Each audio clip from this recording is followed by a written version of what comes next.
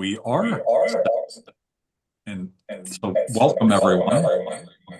I do hear an echo, so if you could all mute as much as possible, that would be awesome. My name is Doug Brunke. I'm the founder and CEO of Global Chamber.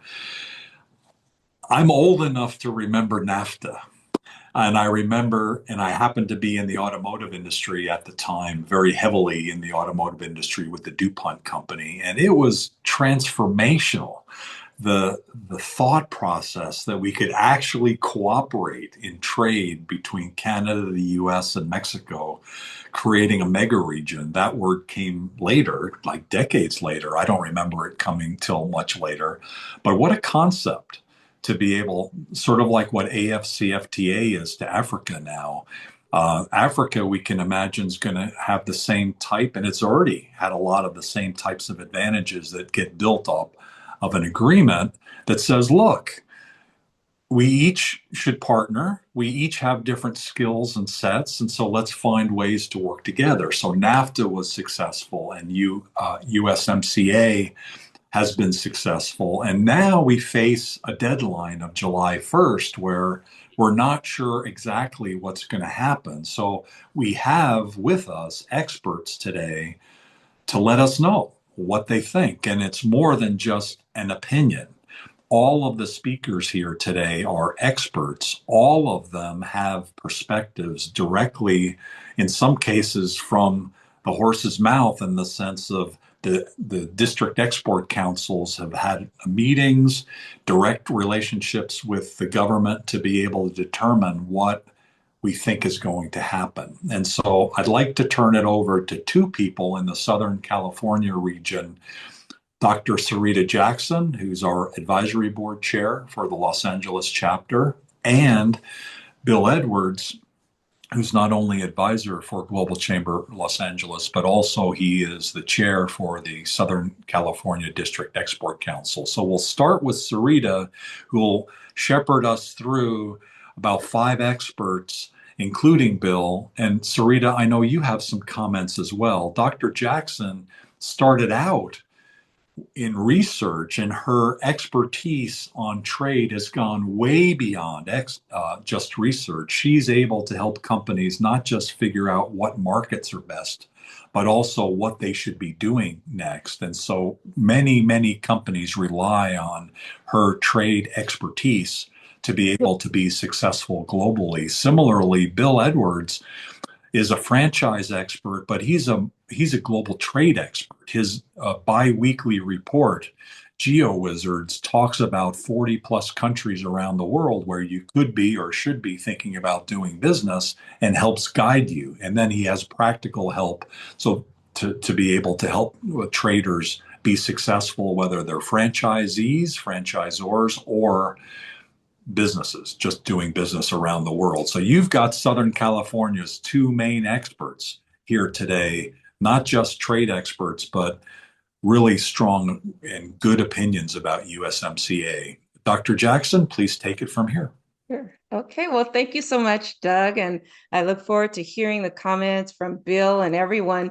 And so basically, just to kind of put it into context with my role with the USMCA, and I'm mentioning this because Doug mentioned NAFTA, and the way that I got into international trade was through really doing research on international trade negotiations, starting with the North American Free Trade Agreement and traveling to Mexico City and living in Mexico City, and really observing and looking at how these agreements were really negotiated by different sectors and different products and things of that nature, and taking that information back to what does this mean for different industries and businesses? How do they leverage these agreements as opportunities? So that's how I got into this space. And then 6 years ago, when we went from NAFTA to the USMCA, have been really looking at that. Now, for the third part of this series, the focus is giving additional updates. Well, we're still kind of waiting to see, well, what happens on July 1st. And I will clarify that July 1st is not the end point. I mean, that's the formal date, the date for the formal joint review of the US-Mexico-Canada agreement, but there are things still happening. And from what I've observed from from the larger picture, then I'm going to bring it to the businesses that I'm working with so that, we can talk about, what are we seeing with regard to the relationship between the US, Mexico, Canadian governments around this agreement, and then the particulars of the agreement. But I also want to add what I've been doing working with companies. So, there are different scenarios that can happen. I don't want to reiterate what we heard in the first series and the second series. And if anyone's new, that you can go to the Global Chamber YouTube's channel. But some of the things, has been whether or not we're going to have stricter requirements when it comes to the origin of products that are moving throughout North America. And one of that, and I'm relating this, I'm going to keep relating it back to businesses. So just this morning, I received a message, and I'll have to get back to it, but one of the questions from a small business owner was, okay, what does this mean for me when it comes to labor and hiring practices? Because one of the things that have been discussed of what we can look forward to is with regard to, the stricter requirements when it comes to the labor value content, the regional value content. And in other words, what percentage of the labor was used to manufacture that product. So that's some of the things to look forward to. Also, last week and as recently as yesterday, there have been talks from the US side and not renewing the USMCA, but then again, we just, we'll see what happens. But that is something that has come up, as well as so when I say that, I say I'm not really trying to predict, because it really is hard to until July comes, not trying to predict an outcome, but really working with businesses to prepare them for whatever outcome, whether we just renew it as is, the stricter requirements, if the agreement is renegotiated, if it's not renewed, and then also the talks about bilateral agreements. As we see just this week alone, Mexico and the have engaged in their second round of trade talks. The first one was at the end of May. The second round this week, I think today, the 18th, is the last day. And then there's another round, a third round scheduled for the end of July. So then there's that question, well, what can we expect? Is there a possibility of a shift from the trilateral framework to the bilateral framework, where the United States has an agreement with Mexico or Canada? And there were talks, it didn't happen, but reports about the US and Canada engaging in trade talks during this week's G7 summit. So having just kind of laid that out again, when I'm working with businesses, the questions that they are asking me, one is with regard to, well, should I nearshore? Now, this was really in response to everything we saw last year with regard to the tariff increase, and especially for those companies that were importing, or their suppliers here in the United States were importing from China. And so that was a question of, well, should I nearshore to Mexico, in one case of a company that I worked with? And again, instead of trying to predict the outcome, it was basically, let's look at the different scenarios and what this means for your business. And I was able to do that with a client. And then going back to what I mentioned earlier, one of the questions with regard to labor that it would be interesting to hear or talk more about is, what does this mean for companies that are hiring with regard to that labor value content? And so that is one of the questions that just came through this morning from companies. So I wanted to kind of shift the perspective a little bit from talking at the higher level of what's happening with the USMCA to what are the questions I'm actually getting from some of the small mid-sized enterprises. So that's just my take. But again, we will have a clearer idea on or after July 1st.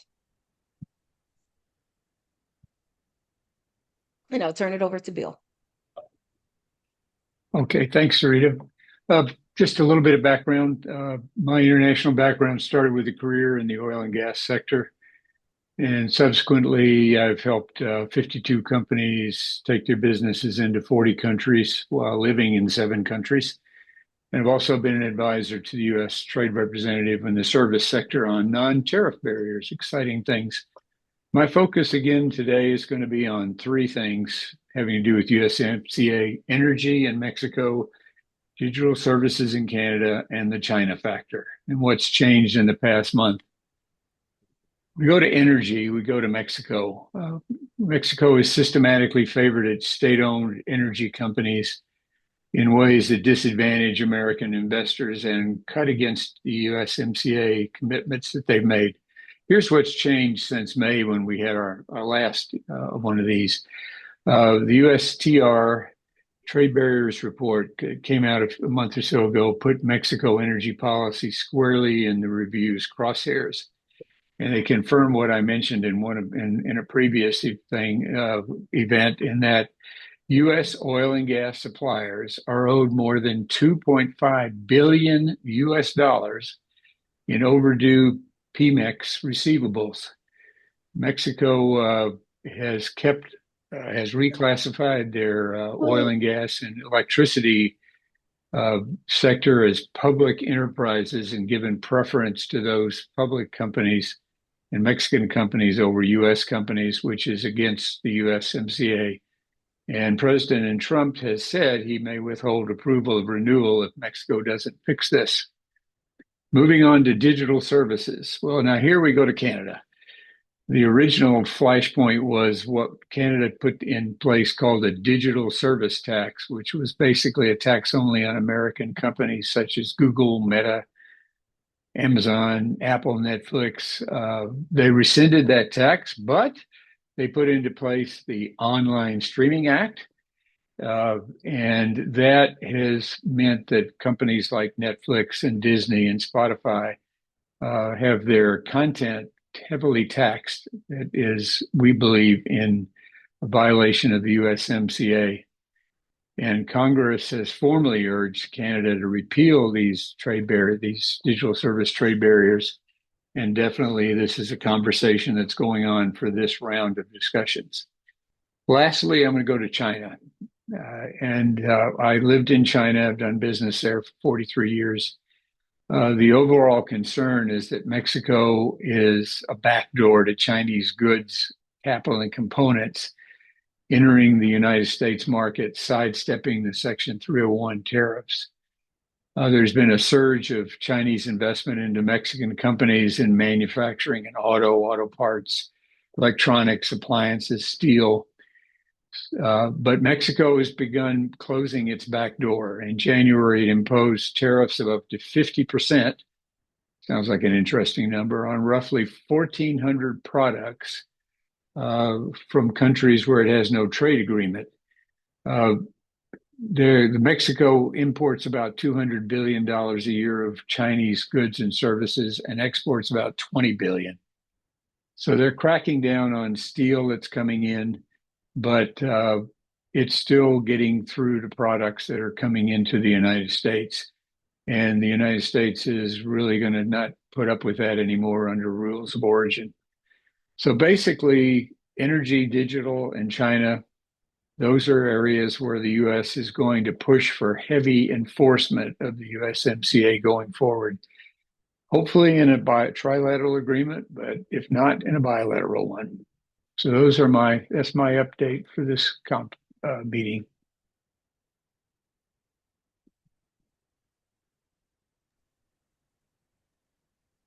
So back to you, Doug. Sarita, what are your thoughts there? Did you have any follow-up questions or anything that you'd like to add to that? No, well, there is something I'm waiting to hear, and from any of the speakers, once that comes up, I will ask the question, but no, from Bill right now, no, that was very comprehensive. Yeah, one quick question. There seems to be still quite a flood of foreign direct investment into Mexico, including from China. How does that jive with the potential backdoor being closed? I mean, isn't it kind of clear that it will be or could be, or have they found some sort of a loophole, or is there too much momentum? What do you think's going on? I think that'll continue. That's foreign direct investment is different than importing products that then go into products that come across the border under USMCA rules and regs, Doug. So I think you'll still see that investment. You'll see the investment by Chinese But the disparity of exports and imports between what's coming in from China and what's going out to China is a big source of concern among the business community in Mexico. So you really have two things. You have FDI, and then you have the not FDI, but bringing products in that then go into like auto parts and other things that come across the border under USMCA. And that's the really big push right now, is to stop that. But the Mexicans have helped themselves, I think, in regards to the U.S. government by putting that huge duty upon inbound goods from China. Of course, the Chinese have complained that that's not appropriate, but be that as it may, it's fact. One other question regarding Canada. It seems like they've, since our last conversation, come back to the table a bit. What's your perception of that? Well, they finally showed up and they finally came and said, we'd like to talk also. The Mexicans have been talking. I think they started their first conversations in March. And in fact, one of our consul generals here in Southern California has been involved in that, from Mexico, has been involved in that. And the Canadians have finally decided they want to talk. And so we'll see how that turns out. They're coming a little late, but they still got plenty of time, because theoretically we don't start discussions until July 1. Okay, I guess better late than never. Yes, please go ahead. Just one thing that I would like to add, going back to a comment I made, as well as Bill, about this talk about possibly not renewing. And I want to keep bringing this to the business community, that one thing we are seeing with the industries is that they are really pushing to renew the USMCA, so that does not happen. So I want to throw that in there, and that gets the question of the role of businesses participating in this process. Okay. I think we'll probably talk about that more during this conversation, but is there anything that either of you would like to add regarding that? Is it, you're saying it's not, it is valuable for businesses to input. Is there still value given the July 1st date? What should businesses be doing right now? Well, there was a formal process that started late last year as far as companies making comments and through the Federal Register and through meetings. But there is substantial lobbying going on in Washington still. I was on another call earlier today with District Export Council, International Trade Policy Committee, and one of the members on that committee was in Washington last week lobbying the government about USMCA. So it's still going on, but we all have to look for the final decision to the Oval Office. Okay. And the last time you were fairly adamant about that, same with Tom Cook. Tom Cook is got another conference that he's speaking at right now, but he'll be back in the second half of the year, conversations on this topic. But both of you were quite adamant about that. Really, at the end of the day, that's where it lies. And so, what can be really done to impact it? I guess it doesn't hurt to continue to provide your feedback. Carol, you've been part of that. Yes, we have been, and we continue to be. We're working now on a delegation letter so that our Arizona delegation lets them know in a bipartisan way to Ambassador Greer that we are all in. Arizona is all in for renewal. I think that people need to feel the urgency, because the geopolitical situation isn't getting better. And sort of platform North America needs to get its act together and have a solid single face to the rest of the world of cohesion, coordination, and next steps. Like, we've got lots of big next steps that we should be working on instead of sort of renewal. But we are scrabbling about renewal, and we do need to get it renewed. Thanks. Thank you, Carol. And we'll come back to Carol, but now we'd like to add Christine Pomerantz to the conversation. She's not only part of the New York District Export Council, she's also an associate professor and chairperson of the Department of International Trade and Marketing for the fashion industries at the Fashion Institute of Technology at SUNY New York. Is it still called SUNY New York? Yes, it is. Okay. Thank And you, Doug. very, And very good. I I think you believe have a my, present. Oh, yes, please go ahead. I'm yes. And I'm afraid I'm going to have to take you back to the beginning, as academicians do. So sorry. here we go. So thank you for that wonderful introduction, all of you. Good morning, good afternoon, everyone. My name is Christine Pomerantz, Chair of the Department of International Trade and Marketing for the Fashion Industries at Fashion Institute of Technology, one of the State University of New York's 64 colleges. And until recently, I was also Chair of the New York District Export Council.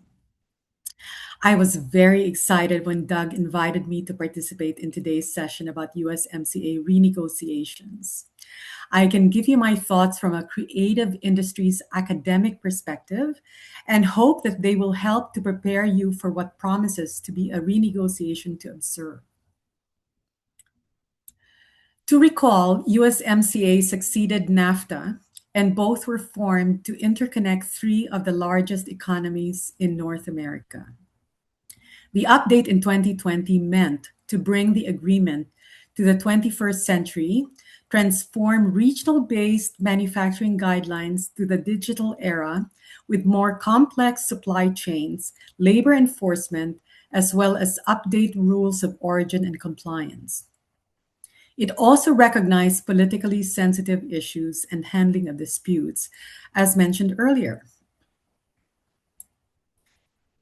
To appreciate the significance of this agreement, this table shows that Canada and Mexico are the two most important U.S. export markets, constituting a third of U.S. sales abroad. In addition, you will notice that the U.S. top 15 partners constitute almost 3/4 of its exports, and that's also true for its imports. This table shows that the U.S. imports mostly from Mexico, China, and Canada, with 30% coming from these two regional partners. Now, according to the American Apparel and Footwear Association, there are 3.6 million American workers employed in good-paying jobs in design, research and development, compliance, marketing, and retail. The average effective tariff rate on footwear and apparel is about 5 times higher than on all other U.S. imports, and there are pink tariffs that cost an extra $2 billion plus for women's clothes and shoes. This graph, produced by Penn Wharton, showing the spike in tariffs in 2025, with China getting the highest levels. The average tariffs are represented by the dotted lines, while Canada and Mexico are below the average rate. By adding the graph on the right, we can see that tariff hikes in 2025 have driven a surge in the share of Canadian and Mexican imports that claim exemption from tariffs under USMCA. Mexican and Canadian exporters surged from 45% and 30+% respectively in January 2025 to 85% in both countries by January 2026. This is expected to grow as tariffs rise and become uncertain. The graphs demonstrate the increasing value of USMCA, even if the tariff is zero, because UMCA waives the merchandising processing fee, which could add up for high volume importers. Those who import under USMCA have benefited from this agreement. There are also reduced tariffs for some Chinese components of goods assembled in Mexico. Finally, it provides protection from competition who are USMCA compliant and creates an advantage over non-compliant ones. According to the USTR, majority, or 75%, a figure indicated by Jade International, of those who commented on renegotiations prefer that the terms remain the same and continue to be trilateral to avoid uncertainty, while governments want leverage. If there are to be any changes, most would like to see improvements in labor requirements, duty drawbacks, intellectual property enforcement, and the yarn forward rules of origin. Negotiators could decide whether to make specific changes, decline, or extend the agreement for 16 years to 2042. The factors affecting the decision are deemed to be the Supreme Court's ruling that the International Emergency Economic Powers Act, which does not authorize the president to impose tariffs, and the current 10% Section 122 surcharge on non-qualifying goods, which expires on July 24, after which non-USMCA goods could revert to standard most favored nation rates of 3 to 4%. Analysts expect tighter automotive rules of origin, new provisions for electric vehicles and critical minerals, restrictions on Chinese affiliated manufacturing, and stronger labor enforcement. If there is no agreement by the expiry, the agreement could extend annually until 2036. The National Council of Textiles wants stronger rules to fend off unfair trade practices. For perspective, the U.S. textile industry is a supplier of the Department of Defense uniforms and initiates textile innovation, especially in sustainability. It has shipped $12.3 billion, or 53% of production, to Mexico and Canada, compared to $7 billion in 1993. Those component materials often come back as finished products to the U.S. under the USMCA. Total trade flows to and from USMCA countries approximated $20 billion, spurring textile investment and employment of 471,000 at home. The NCTO wants to preserve and strengthen the agreement's yarn forward rule of origin by limiting exceptions to the rule, such as tariff preference levels and single transformation rules that weaken regional supply chains and disadvantage U.S. manufacturers. It also wishes to improve USMCA customs enforcement cooperation, including trade data reviews and public reporting of data, creation of a public blacklist of repeat offenders of trade laws, and intensifying punishment of customs offenders in all three countries. All fully sourced materials and apparel coming from the USMCA countries automatically qualify for USMCA treatment. Wool, as well as cotton yarns and fabrics, woven fabrics, jute, and other vegetable textile fabrics, man-made filament, as well as fiber yarns and fabrics, and knitted or crocheted fabrics benefit from the USMCA. Rayon, silk, and linen, as well as visible lining fabrics, will be sourced anywhere. Trade preference levels can be applied on some quantities, such as up to 20 million square meters of man-made fiber apparel from US to Canada, or 12 million SMEs from Mexico to the US, and 40 million SMEs from Canada to the US, or 45 million SMEs from Canada to the US from third-party countries. The de minimis rule applies if the weight component of a major part of the final product is less than 10%, and 7% of elastomeric within this 10% is from outside the region. In conclusion, the meeting in July should give us a better sense of each country's key points. From the US perspective, while there are changes being proposed by the textile industry, and US FIA prefers loosening some of the rules to allow the growth in trade, the majority of the stakeholders who responded to USTR's call for opinions would prefer simply to extend the agreement. With respect to Mexico and Canada, they wish to preserve the trilateral arrangement, while Mexico prefers to rely less on China and Asia to foster trade within the region, and Canada wishes to pursue a more complicated path. With that, thank you for listening to my thoughts.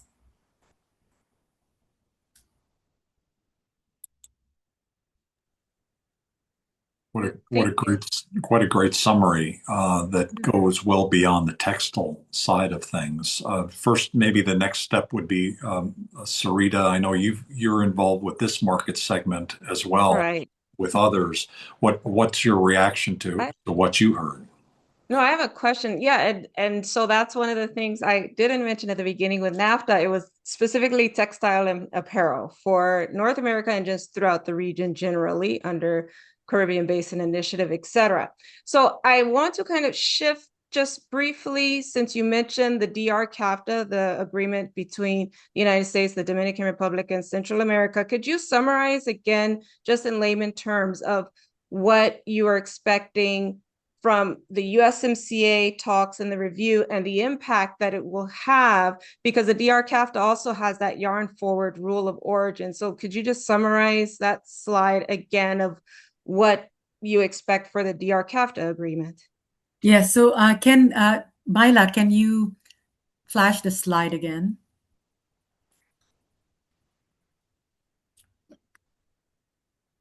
And while she's doing that, because I see we have Ruby Golo on here, and because you mentioned the AFCFTA, I just also want to mention how important this textile and apparel industry and the provisions, you also see that in the African Growth and Opportunities Act, AGOA, textile and apparel provisions for market access. So this is a very important industry, and there are specific rules in these different trade agreements. Okay.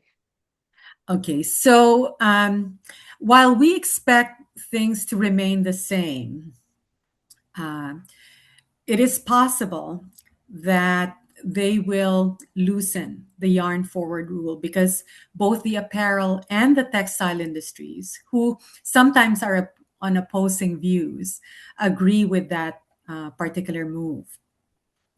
In the case of trade preference levels, which we want the CAFTA DR, to enjoy, that will be trickier because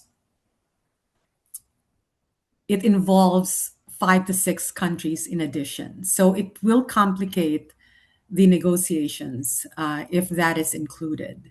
However, if they I think it benefits, all of the parties, to open it up, to include those countries.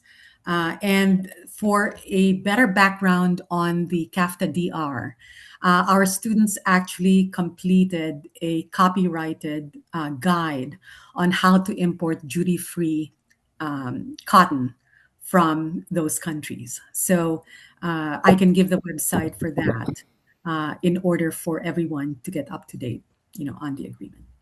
Great. Thank you. Okay, I don't know.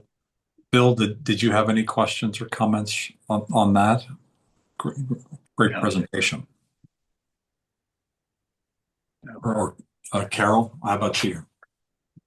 Not on the yarn forward. Christine, thank you so much for doing that. That was I love watching the history, kind of the evolution of the agreement. And it's nice to see it from a sector that I don't pay as much attention to. Like textiles is not at the top of my game. So it's great to learn from you.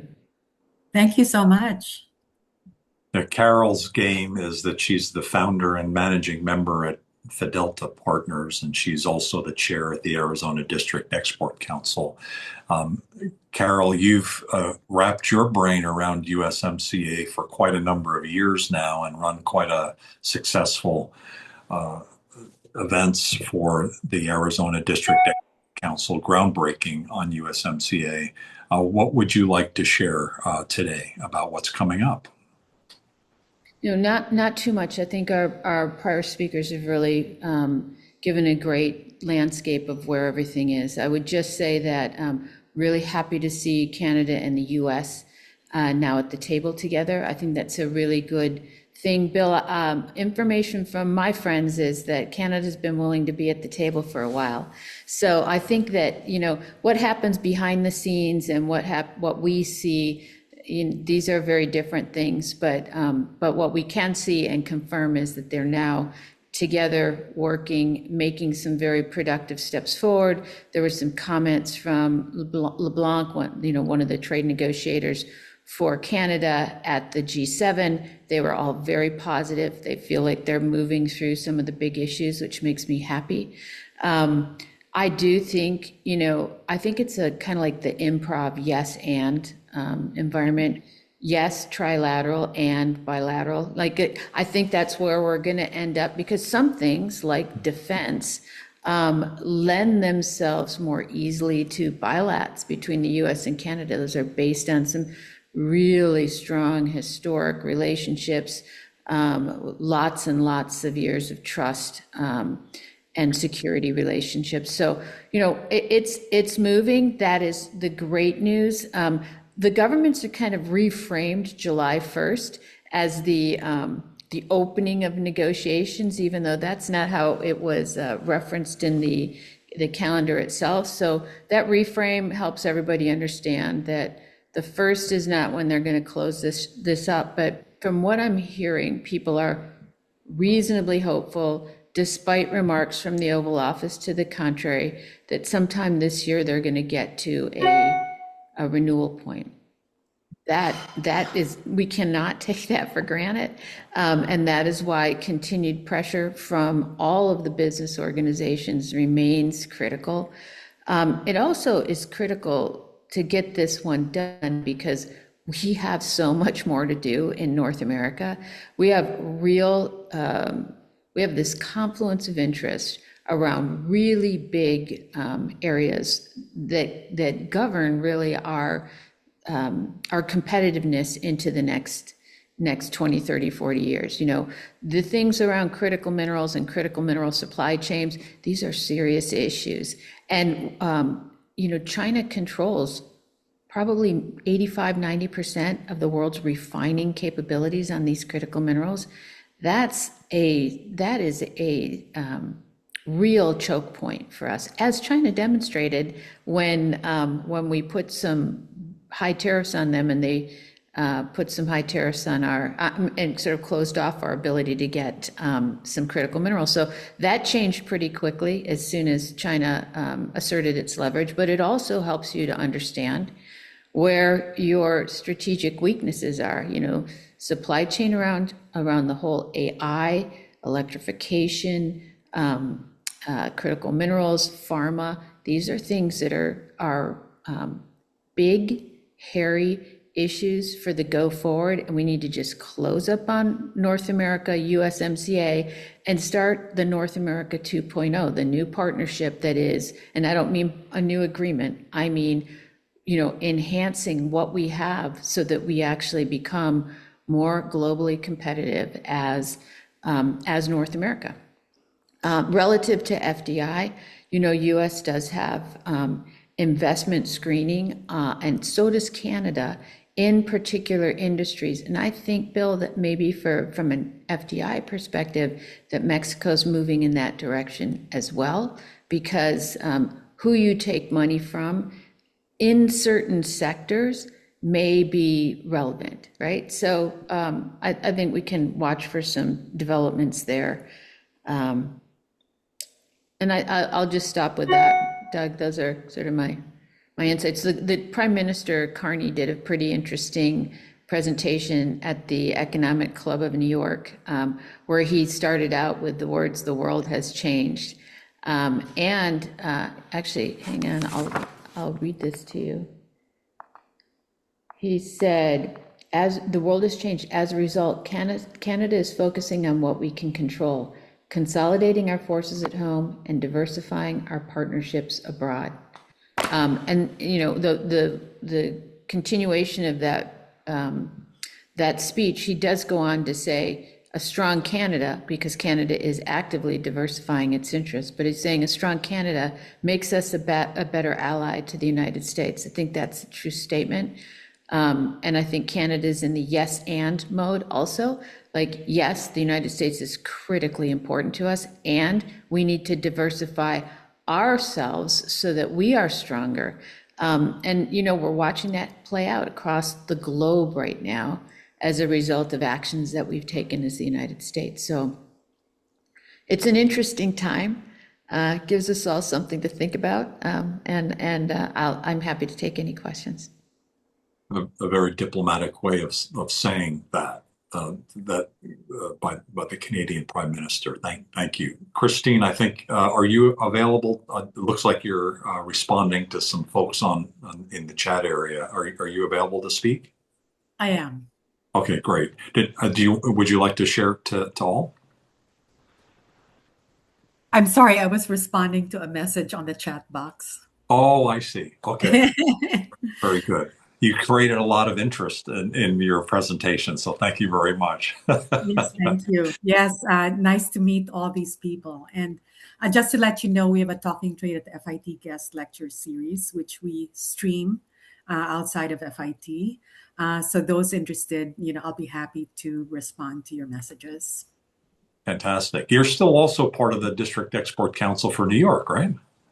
I am as a friend. As a What friend. happened was my membership expired in December, I see. and they're looking for goods exporters, and I'm in the service export business. But because I was chair, I knew, everything from head to foot. So I'm heavily involved in all of the activities as chair emerita. Fantastic. Yeah. Thank you for your service. Really appreciate Thank it. Bill, did you have any additional comments on that presentation? You yourself are involved in so many different market segments and probably even textiles as well. Also, the Canada coming back to the table and some of the scenarios that we might see here over the next 6 months. I presume, are you thinking that this is all going to be resolved by the end of the year? Well, a couple of comments. Carol, the Canadians are talking about diversifying their trade relationships. That takes decades. Okay, it's not something that happens quickly, and so I hear Carney and his talking, but I think 80% of what they export comes to us, so they need to pay attention to us. The Canadians do, despite the comments going back to them, which were unfortunate. So that would be my comment. I think we have to keep in mind that there's this little thing coming up in November, which is an election in the United States. And the question is, can we get this USMCA thing out of the way before that? And I think that's a question that's going to be more and more of a part of the conversation. Okay. As to what impact that election is going to have, because some of what I think, and I may be mistaken here, but if you change the USMCA, I think it has to go through Congress. Yes. And that's not likely to happen this year.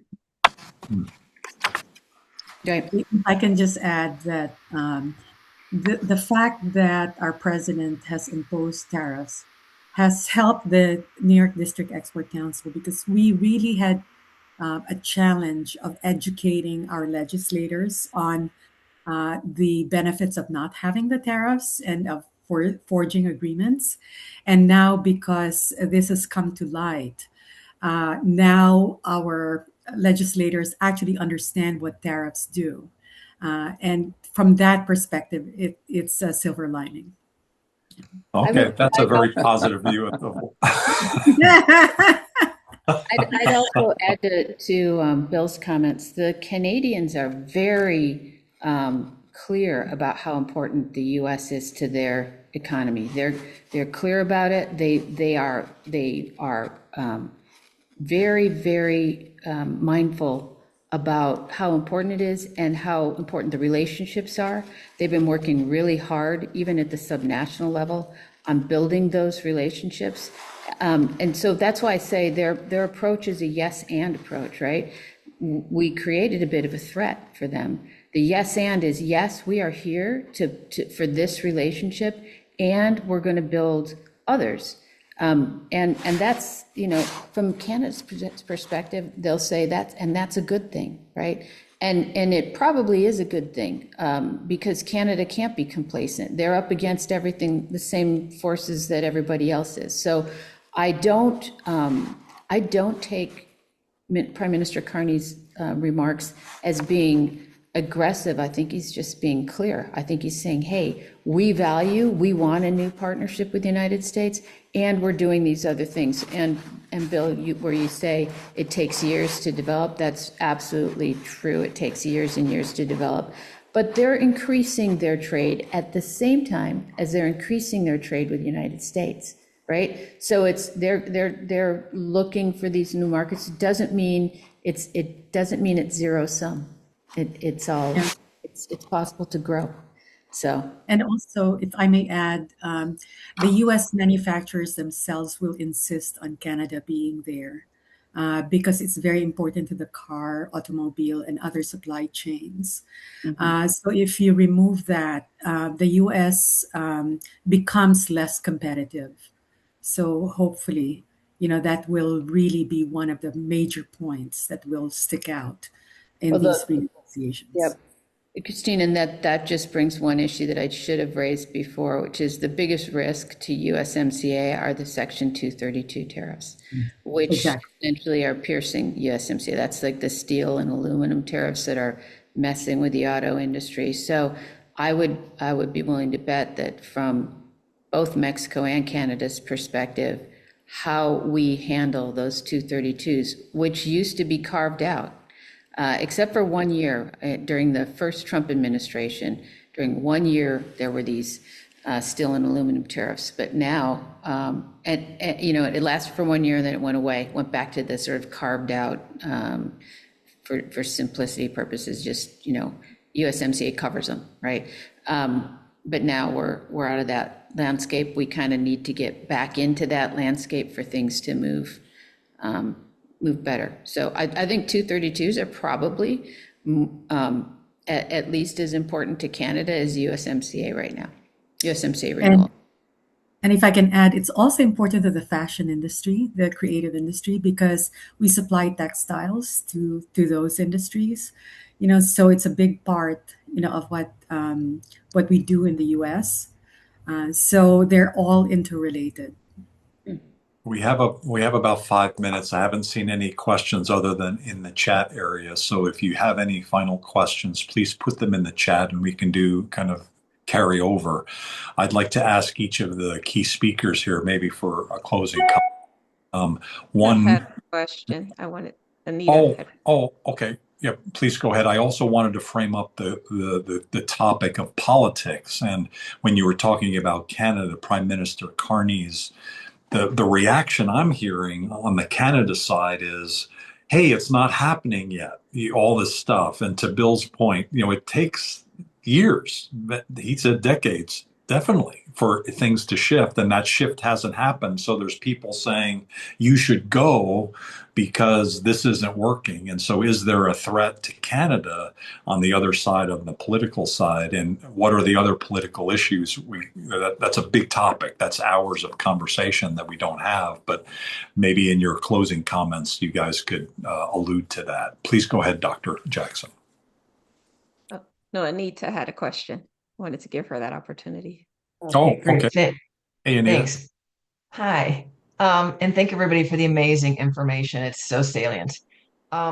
So we all thought that July 1 was like the deadline, and now it turns out it's the starting line, and then if things don't get done, it renews automatically every year until 2036 or whatever. So what are the real deadlines? Can they do partial stuff and kick the rest down the road? Like what's holding The sunset date is 2036. If they do nothing, then it just continues on the way it is, right? That's if they do nothing. If they do nothing and continue to levy new 232 tariffs in new areas, which is, kind of the way it looks like it's going, it's like you had a bowl and it was whole and you were able to hold water in it and other things, meat, etc. And the 232s are like little holes getting poked into the bowl, right? And now, for sure it's not going to hold water. Call it steel and aluminum, and hold a steak still and maybe some real thick stew. But the more holes, the worse it gets, right? So, weird analogy, but there you have it. That's the risk, I think. It's the biggest risk are the frictions created to a system as a result of inconsistent policy. Yeah, it destroys the integrity of the whole purpose of the agreement in the first place. Mhm. Thanks. Um, Carol, would you like to make any closing comments? That's like 30 seconds each. My only closing comment is stay on this, folks, please. If you're a business owner, just keep pushing. Send letters like Ambassador Greer. He should have a full inbox. And the organizations that you work on, keep it up, because that's what may move the needle. Thank you. Christine, how about you? What would you like to leave us with, please? Pretty much, keep your eyes and ears open. What we said today may totally change as negotiations continue. And so, watch this space. Do we have access to the events that you mentioned earlier Yes. from school? Definitely, yes. We will send them to you. If I can just make a plug, we're going to have a student-led debate on tariffs on November 16, which is a Thursday before Thanksgiving. Okay. And there will be 2 teams, and there will be mentors and judges. There's a big criteria on who will win. So we will send that to you as well. That's great. Thank you very much. Bill, how about you? What closing comments would you like to make? Well, the last 18 months since January of 25, we've had a lot of disruption in the trade community. Would that be a fair statement? And that has driven a number of countries to look for new trade agreements with other countries than the US. Mexico, a lot of countries are doing that. An interesting analogy to that is that a lot of countries are now looking for another source of oil and gas than the Middle East. So here we have countries looking for new sources of resources, and we have countries looking for new sources of trade agreements. It's as the CEO of the Chatham House said, Brahman said, we live in excessively interesting times. Excessively. I've been using exceedingly, so I'll have to correct excessively. So what is the implication of the oil and gas one? Is that just is that positive to the US? Is that what you're saying? Well, it is positive, yes, but people have been, a lot of countries have been very heavily dependent on the Middle East, and they're now looking for other sources. The US is exporting 4 million barrels a day of oil and gas equivalent. But what the thing that was the analogy I was making is that people are looking for other trade agreements, and they're looking for other sources. So it's one of those very interesting times in the world of business, global business. Sourcing, resourcing started with COVID, the rethinking, and now it continues, doesn't it? Wow. Dr. Jackson, you get the final word. What would you like to share? What did you hear today? What would you like to leave us with?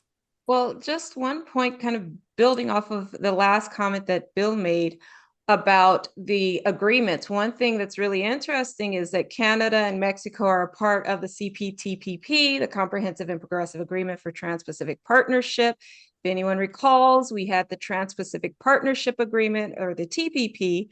The United States pulled out of that, but Canada and Mexico are a part of that and can still have market access under that agreement. And the key thing for me, coming from a political science background, is the shift in the framework of the way these trade agreements operate and the process for tariffs, where you had a process that you underwent going through the World Trade Organization or the WTO, the role of Congress. And now we're seeing a shift in that framework. And that's one of the things that I'm looking at this year to see what happens after July 1st, and just with regard to the USMCA as well as other agreements. But that whole shift in the framework in terms of how these agreements come into play and how the rules of trade are shaped and who actually shapes those rules. Those are my final comments on the shape and the shift in the shape of the framework and then where businesses and industries can participate to have an impact on these rules that impact their everyday operations. Great comments. Thank you all for participating. Thank you, speakers, for your expert opinions and thoughts, well based in facts and also experience and things like Dr. Jackson's political science background, because politics at the end of the day is going to be weaved into all of this, as all of you alluded. Oh, yeah. First week of November is going to play a key role. Thanks everybody for your time, and I would like to point out that at Global Chamber, World Trade Month is here. It's here every month, and it's this month focused in on the Middle East and GCC countries. And so on Monday, the 29th, we have Adel Alawadi, who will be presenting about GCC opportunities. We'll also have a hybrid event on July 7th that will be based in Dubai and also broadcast globally as well. So we'll be focusing in quite a bit on the opportunities in the 6 GCC countries and across the Middle East. And then we'll be announcing August or July and August World Trade Months and which regions we'll be looking at then as well. Have a great rest of your Thursday. Have a great week. Take care, everybody. Thank you. Bye-bye. Bye. Thanks all. Ciao.